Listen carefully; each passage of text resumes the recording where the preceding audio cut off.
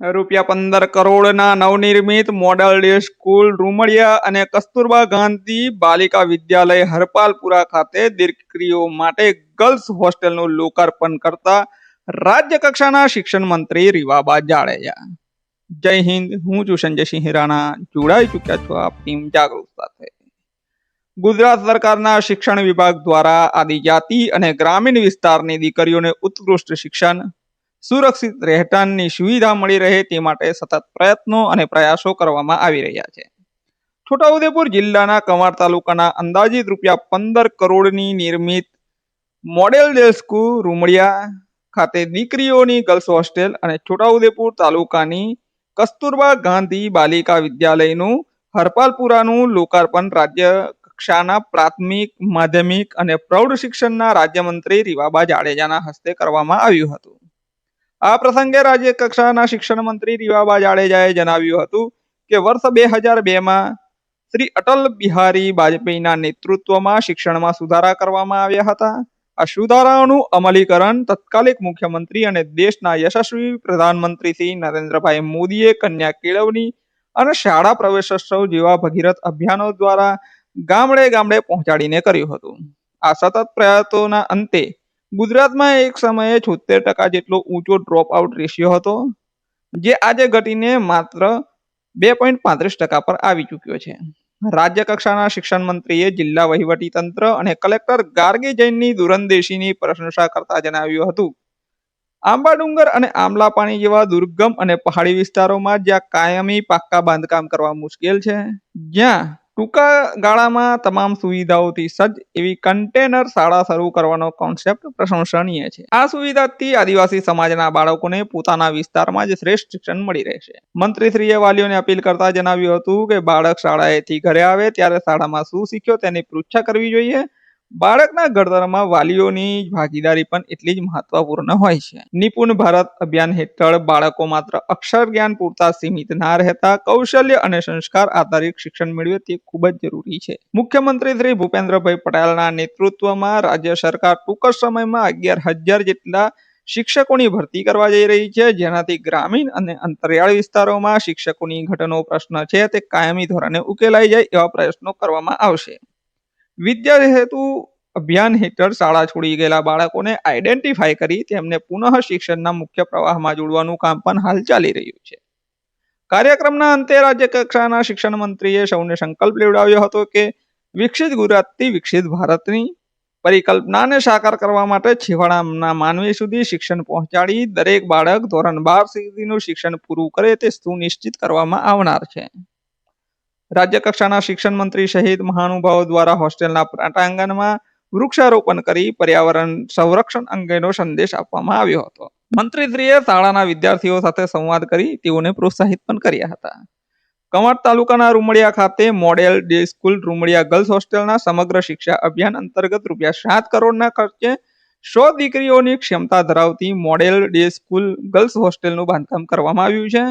છોટાઉદેપુરના હરપાલપુરા ખાતે 200 દીકરીઓને રહેવા માટે ₹8 કરોડના અંદાજિત ખર્ચમાં કસ્તુરબા ગાંધી બાલિકા વિદ્યાલયનું નિર્માણ કરવામાં આવ્યું છે. નવનિર્મિત બંને ભવનોમાં દીકરીઓની સુરક્ષા માટે અને સુવિધાને પ્રાધાન્ય આપતા રહેઠાણ, અભ્યાસમાં dormitory, reading hall, activity room, warden room, kitchen, store room, dining hall તેમજ ટોયલેટ બાથરૂમની વ્યવસ્થા, સુરક્ષાની ટેકનોલોજીમાં સમગ્ર બિલ્ડિંગને 24/7 સુરક્ષા માટે સીસીટીવી કેમેરા તેમજ ફાયર સેફ્ટીની પરિપૂર્ણ સુવિધા, ગ્રીન એનર્જી અને સુવિધામાં 24 કલાક વીજળી, પાણી અને generator, solar panel, solar street light અને સોલાર વોટર હીટર, સ્ટાફની સુવિધામાં વુમન કેબિનની પણ વિશેષ ખ્યાલ રાખવામાં આવ્યો છે. આ લોકાર્પણ કાર્યક્રમમાં ધારાસભ્ય સર્વેશ્રીઓ અભયસિંહ તડવી, જયંતિભાઈ રાઠવા, જિલ્લા કલેક્ટર શ્રી ગાર્ગી જૈન, પૂર્વ સાંસદ ગીતાબેન રાઠવા, સ્થાનિક પદાધિકારીઓ, જિલ્લા વહીવટી તંત્રના અધિકારીઓ, શિક્ષણ વિભાગના કર્મચારીઓ, શિક્ષકો, વિદ્યાર્થીઓ તેમજ ગ્રામજનો મોટી સંખ્યામાં હાજર રહ્યા હતા. અમારો આ રિપોર્ટ તમને કેવો લાગ્યો અમને કમેન્ટ બોક્સમાં જરૂરથી જણાવજો. જોડાયેલા રહેજો અમારી સાથે. અમે છીએ ટીમ જાગૃત. નમસ્કાર. આજરોજ છોટાઉદેપુરના કવાંટ તાલુકાના આ બે એવા અંતરિયાળ ગામો છે કે જ્યાં શિક્ષણ વિભાગ દ્વારા જિલ્લા વહીવટી પ્રશાસન દ્વારા ખૂબ જ ઉમદા કામગીરી થઈ રહી છે અને છેવાડાના વિસ્તાર સુધી પહોંચી અને ગુજરાતનું કોઈ પણ બાળક જે છે એ શિક્ષણથી વંચિત ના રહી જાય એના માટે સતત ગુજરાત સરકાર આદરણીય મુખ્યમંત્રી શ્રી ભૂપેન્દ્રભાઈ પટેલ સાહેબના નેતૃત્વમાં કાર્યરત છે, શિક્ષણ વિભાગ કાર્યરત છે.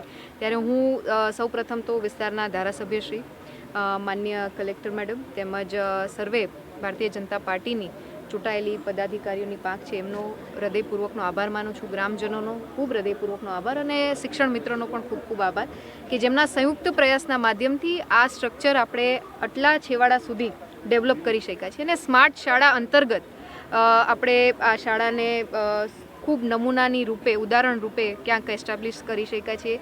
અને આપ જોઈ રહ્યા છો કે જ્યાં ચા છે ત્યાં રાહ તમને કોઈને કોઈ રીતે મળી જતી હોય અને ખૂબ સરસ ભૌગોલિક પરિસ્થિતિને ધ્યાનમાં રાખીને આપણો છેવાડાનો પ્રદેશ છે. પશુપાલન અને ખેતીવાડી જે મુખ્ય વિષયો સાથે ગ્રામજનો રોજગારીની તકો મેળવી રહ્યા છે. આવનારા સમયમાં માનનીય મુખ્યમંત્રીશ્રીના માર્ગદર્શન હેઠળ એક GIDCનું પણ નિર્માણ થવા જ્યારે વિસ્તારમાં થઈ રહ્યું હોય ત્યારે દરેક સમાજને સાથે રાખી, આદિવાસી સમાજની વાત હોય, છેવાડાના પ્રદેશના દરેક સમાજને સાથે રાખી ચાલવાની વાત હોય અને શિક્ષણ વિભાગના માધ્યમથી પ્રાથમિક અક્ષર જ્ઞાનની સાથે મૂલ્યો આધારિત સંસ્કાર આધારિત શિક્ષણ આપવાની વાત હોય જેમાં સ્ટ્રક્ચર અને ઇન્ફ્રાસ્ટ્રક્ચર કોઈને કોઈ રીતે બાળકો સુધી પહોંચી શકે એ માટે થઈ અને જિલ્લા વહીવટી પ્રશાસને ખૂબ મહેનત કરેલી છે, જેનું ખૂબ સરસ ઉત્કૃષ્ટ ઉદાહરણ આજે આપણને સંકલ્પ વિદ્યોદયના માધ્યમથી જોવા મળી રહ્યું છે. ત્યારે ખૂબ ખૂબ હૃદયપૂર્વકની શુભકામનાઓ અને આપ સૌ પ્રેસ મીડિયાના માધ્યમથી પણ જે રીતના આ શાળાને બિરદાવવામાં આવી છે એના માટે પણ હું આપ સૌનો આભાર માનું છું.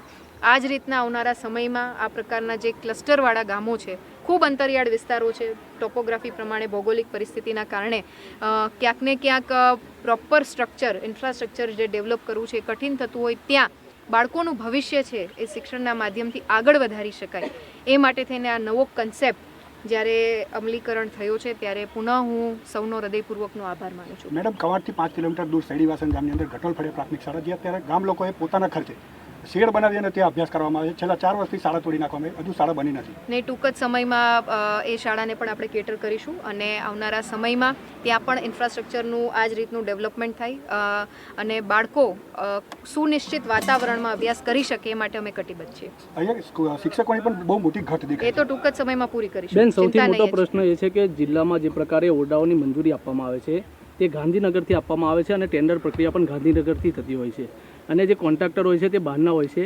સ્થાનિક સ્તરે જો આ જે કોન્ટ્રાક્ટની કામગીરી આપવામાં આવે અને સ્થાનિક કોન્ટ્રાક્ટરોને કામગીરી આપવામાં આવે, આ બાબતે સ્થાનિક ધારાસભ્યો હોય, સાંસદ સભ્યો હોય, તમામે રજૂઆત કરી છે, તો આગામી દિવસોમાં શું આના માટે કરવું? ચોક્કસ જે રીતના નીતિ વિષયક નિર્ણયો છે બધા પ્રકારના પેરામીટર્સને ધ્યાનમાં રાખીને ક્વોલિટી સાથે કોમ્પ્રોમાઇઝ ના થાય એ બાબત પણ સુનિશ્ચિત કરી અને આવનારા સમયમાં બાબત વિશે ચોક્કસ વિચારવામાં આવશે. Thank you.